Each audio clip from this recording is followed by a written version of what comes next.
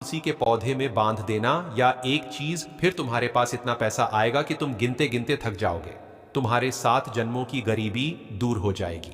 हिंदू धर्मों में हर साल बहुत सारे त्योहार आते हैं। हम बहुत सारे पर्व खुशियों से मनाते हैं, लेकिन कुछ खास पर्व ऐसे होते हैं जिसे अत्यंत शुभ माना जाता है, जिन्हें बड़ा चमत्कारिक माना जाता है।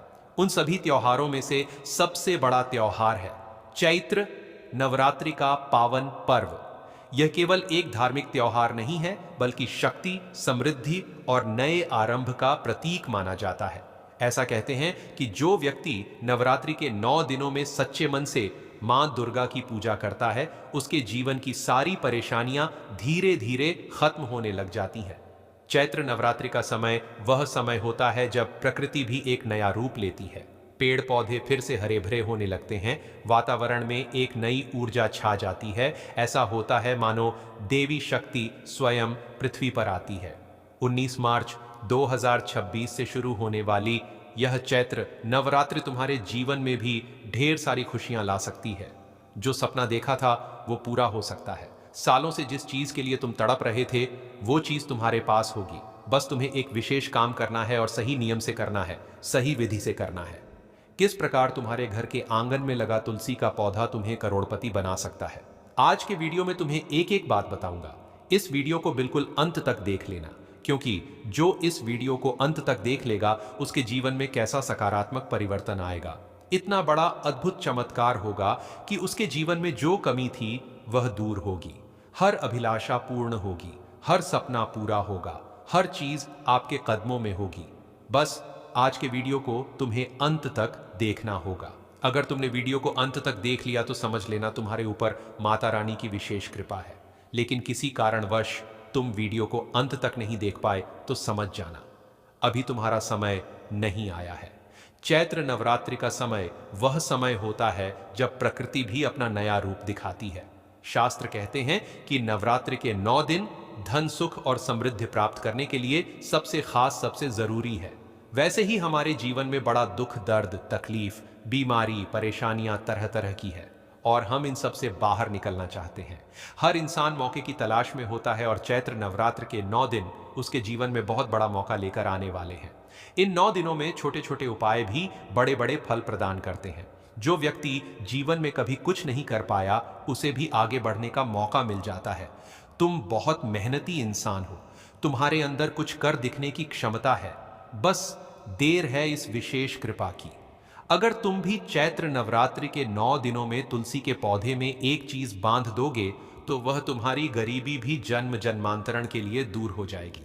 लेकिन सवाल यह उठता है कि आखिर वो चीज कौन सी है जिसे तुम्हें तुलसी के पौधे में नवरात्रि के 9 दिनों में बांधना है। इस बारे में बहुत कम लोग जानते हैं और आज की वीडियो में जो जानकारी मैं तुम्हें देने वाला हूं वो तुम कहीं किसी और को मत बताना, कहीं भी ढिंढोरा मत पीटना। एकदम शांत दिमाग से कान खोलकर मेरी बात को सुन लेना, वरना तुम जिंदगी भर पछताते रहोगे कि मैंने ये गलती क्यों कर दी। क्योंकि यह उपाय बहुत कम लोगों के पास आता है। अगर तुम्हारे पास यह उपाय आया है तो माता रानी की विशेष कृपा है, लेकिन तुम इसे मजाक में लोगे, दिखावे के लिए लोगे या आप लालच करोगे तो परिणाम उल्टा भी हो सकता है। आज के वीडियो में एक ऐसे ही चमत्कारी उपाय के बारे में मैं तुम्हें बताने जा रहा हूं जिसका संबंध चैत्र नवरात्रि और तुलसी के पौधे के साथ जुड़ा हुआ है। तुम इसके बारे में जानोगे, इसकी सच्चाई सुनोगे तो तुम्हारे भी होश उड़ जाएंगे। इस बात की पूरी पूरी गारंटी है। अब तुम सोच रहे होंगे कि आखिर तुलसी का पौधा कैसे हमारे जीवन में चमत्कार कर सकता है। तुलसी का पौधा तो हमारे घर आंगन में लगा हुआ है। हमने ये जरूर सुना है कि तुलसी की पूजा करने से घर में सुख शांति रहती है, समृद्धि आती है। तुलसी के पौधे के नीचे शाम को देसी घी का दीपक जलाना चाहिए, वो सब हम करते हैं। लेकिन फिर भी जीवन में इतना कुछ अच्छा नहीं हो रहा, परिणाम अच्छे नहीं आ रहे। आखिर करें तो करें क्या? आखिर वह कौन सी चीज है जिसे बांधने से चैत्र नवरात्रि में चमत्कार होगा? आज की वीडियो में एक एक बात तो हमें बताएंगे, लेकिन आगे बढ़ने से पहले जितने भी ये भगवान नारायण के सच्चे भक्त थे वो अभी के अभी वीडियो को लाइक करके कमेंट बॉक्स में सच्चे मन से जय श्री कृष्ण जरूर लिखना, तुम्हारा बहुत बड़ा काम बनेगा। शास्त्रों में तुलसी का पौधा केवल एक पौधा नहीं है, बल्कि साक्षात माता लक्ष्मी का स्वरूप है। कहा जाता है जिस घर में तुलसी का पौधा होता है वहां पर कभी भी नकारात्मक ऊर्जा प्रवेश नहीं से हुई। समाधि वैश्य भी अत्यंत दुखी था। उसने राजा को बताया कि उसके अपने ही पत्नी और बच्चों ने धन के लालच में उसे घर से निकाल दिया है। फिर भी उसका मन अपने उसी लालची परिवार के मोह में फंसा हुआ था। राजा सुरथ और समाधि वैश्य दोनों इस बात से हैरान थे कि जिन लोगों ने उन्हें धोखा दिया उनके प्रति अभी भी उनके मन में इतना मोह क्यों है। अपने इस भ्रम और मानसिक पीड़ा का समाधान पाने के लिए वे दोनों मेधा ऋषि के पास गए। मेधा ऋषि ने मुस्कुराते हुए कहा कि यह सब भगवती महामाया का प्रभाव है। वे ही इस संसार को मोह के जाल में बांधती हैं और वे ही प्रसन्न होने पर मनुष्य को इस मोह से मुक्ति और अपार ऐश्वर्य प्रदान करती हैं। राजा सुरथ और समाधि वैश्य ने पूछा कि हे मुनिवर, उन भगवती महामाया को प्रसन्न करने का क्या मार्ग है। तब मेधा ऋषि ने उन्हें चैत्र नवरात्रि के व्रत की महिमा और विधि विस्तार से बताई। मेधा ऋषि ने कहा कि हे राजन, आप दोनों चैत्र शुक्ल प्रतिपदा से लेकर नवमी तक माता जगदम्बा की आराधना करें। नदी के तट पर माता की मिट्टी की प्रतिमा बनाएं, कलश स्थापित करें और पूर्ण श्रद्धा के साथ 9 दिनों तक निराहार या फलाहार रहकर उनका ध्यान करें। इसके साथ ही मुनि ने उन्हें एक अत्यंत गुप्त रहस्य बताया। उन्होंने कहा कि माता भवानी उस भक्त से सबसे शीघ्र प्रसन्न होती हैं जो बेजुबान जीवों, विशेषकर गौ माता की सेवा करता है, क्योंकि गौ माता के भीतर संपूर्ण ब्रह्मांड के देवताओं का वास है। जो व्यक्ति चैत्र नवरात्रि के 9 दिनों तक माता की पूजा के साथ साथ नित्य गौ माता को अपने भोजन का पहला अंश या हरा चारा खिलाता है, माता नवदुर्गा उसके सभी शत्रुओं का नाश कर देती हैं। मुनि की आज्ञा मानकर राजा सुरथ और समाधि वैश्य ने नदी तट पर माता की प्रतिमा बनाई और कठोर तपस्या शुरू कर दी। वे दोनों नित्य माता की पूजा करते और आश्रम की गौ माताओं की सेवा में अपना समय व्यतीत करते। उन्होंने अपने रक्त से माता को अर्घ्य भी दिया।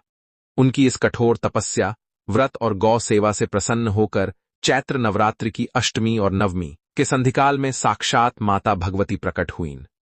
माता ने अपने दिव्य तेज से उन दोनों को कृतार्थ किया और वरदान मांगने को कहा। राजा सुरथ ने माता से अपना खोया हुआ राज्य, शत्रुओं पर विजय और अगले जन्म में कभी नष्ट ना होने वाला साम्राज्य मांगा। वहीं समाधि वैश्य के मन से संसार का सारा मोह खत्म हो चुका था, इसलिए उसने माता से परम ज्ञान और मोक्ष का वरदान मांगा।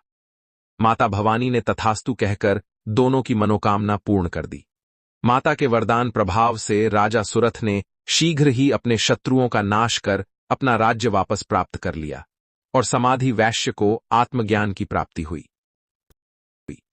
ये कथा इस बात का प्रमाण है कि चैत्र नवरात्रि के दिनों में की गई माता की आराधना, गौ सेवा और सच्चे मन से किया गया व्रत मनुष्य को रंक से राजा बना सकता है और अकल्पनीय सफलता दिला सकता है। शास्त्रों में एक और प्रसंग आता है जो चैत्र नवरात्रि और गौ सेवा के संयोग को और भी गहरा कर देता है। एक बार एक अत्यंत निर्धन वृद्धा थी जो कर्ज और बीमारियों से घिरी हुई थी। उसका जीवन कष्टों से भरा था। एक दिन संयोगवश चैत्र नवरात्रि के दिन वह वृद्धा भूख से व्याकुल होकर भटक रही थी। उसके पास देने के लिए कुछ नहीं था, लेकिन मन में गहरी श्रद्धा थी। तभी उसे एक ज्ञानी महात्मा मिले। महात्मा ने कहा कि आप आज चैत्र नवरात्रि के पावन अवसर पर बिना किसी को बताए चुपचाप एक मुट्ठी भर जौ का आटा लें और उसमें थोड़ा सा गुड़ मिलाकर एक सादी रोटी या पिंड जैसा बना लें।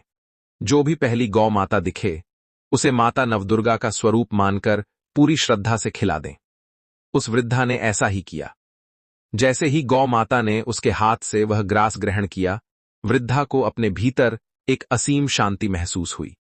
कहते हैं उस एक छोटी सी गुप्त क्रिया और गौ माता की प्रसन्नता के प्रताप से उस महिला की दरिद्रता उसी क्षण से मिटनी शुरू हो गई और उसके घर में धन धान्य की वृद्धि होने लगी।